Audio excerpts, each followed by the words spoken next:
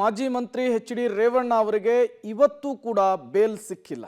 ಕಾರಣ ರೇವಣ್ಣ ಜಾಮೀನು ಅರ್ಜಿಯ ವಿಚಾರಣೆಯನ್ನ ನಾಳೆಗೆ ಮುಂದೂಡಿಕೆ ಮಾಡಲಾಗಿದೆ. ಮಧ್ಯಾಹ್ನಕ್ಕೆ ವಿಚಾರಣೆಯನ್ನ ಮುಂದೂಡಿದ್ದಾರೆ ನ್ಯಾಯಾಧೀಶರು. ಆಕ್ಷೇಪಣಾ ಸಲ್ಲಿಕೆಗೆ ಅವಕಾಶವನ್ನ ಕೇಳಿದ್ರು ಎಸ್ಐಟಿ ಪರ ವಕೀಲರು. ಸೋಮವಾರಕ್ಕೆ ಆಕ್ಷೇಪಣೆ ಸಲ್ಲಿಸಲಿಕ್ಕೆ ಅವಕಾಶವನ್ನ ಕೋರಿದ್ರು. ಬಟ್ ಕಾಲಾವಕಾಶವನ್ನ ನೀಡಲಿಕ್ಕೆ ಜಡ್ಜಿ ನಿರಾಕರಿಸಿದ್ದಾರೆ. ಹಾಗಾಗಿ ಮಧ್ಯಾಹ್ನಕ್ಕೆ ನ್ಯಾಯಾಧೀಶರು ಇದನ್ನು ಮುಂದೂಡಿರುವಂಥದ್ದು. ದಿನ ಹೊಸ SPPಗಳು ಬರ್ತಾರೆ ಅಂಥೇಳಿ ಸಮಯವನ್ನು ಕೊಡ್ಲಿಕ್ಕೆ ಆಗೋದಿಲ್ಲ ಅಂಥೇಳಿ ಮಧ್ಯಾಹ್ನದ ಒಳಗೆ ಆಕ್ಷೇಪಣೆಯನ್ನು ಸಲ್ಲಿಸಿ ಅಂಥೇಳಿ ನ್ಯಾಯಾಧೀಶರು ಹೇಳಿದ್ದಾರೆ. ಹಾಗಾಗಿ ರೇವಣ್ಣ ಅವರ ಜಾಮೀನು ಭವಿಷ್ಯ ಮಧ್ಯಾಹ್ನಕ್ಕೆ ಮುಂದೂಡಿಕೆ ಆಗಿದೆ.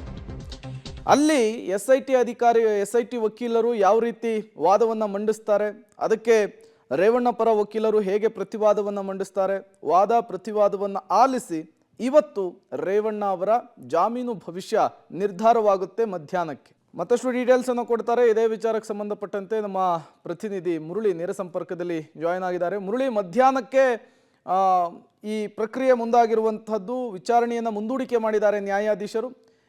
ಇವತ್ತಾದ್ರೂ ಬೇಲ್ ಸಿಗುತ್ತಾ ರೇವಣ್ಣ ಅವರಿಗೆ, ಹೇಗೆ ಅಂತ?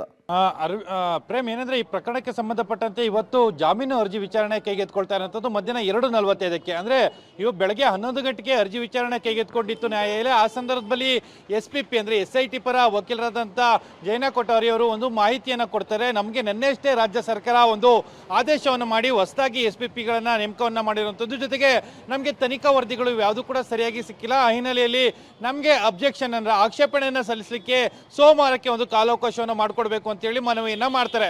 ಆ ಸಂದರ್ಭದಲ್ಲಿ ನ್ಯಾಯಾಧೀಶರು ಅದಕ್ಕೆ ಆಕ್ಷೇಪವನ್ನು ಎತ್ತುವಂಥದ್ದು. ಯಾಕೆಂದ್ರೆ ನೀವು ಪದೇ ಈ ರೀತಿಯಲ್ಲಿ ಕಾಲಾವಕಾಶವನ್ನು ಕೇಳುವಂಥದ್ದು ಸರಿಯಲ್ಲ. ನೀವು ಆಕ್ಷೇಪಣೆಯನ್ನು ಮಧ್ಯಾಹ್ನ ಸಲ್ಲಿಕೆಯನ್ನ ಮಾಡಿ ನೀವು ವಾದವನ್ನು ಮಂಡನೆ ಮಾಡ್ತೀರಿ.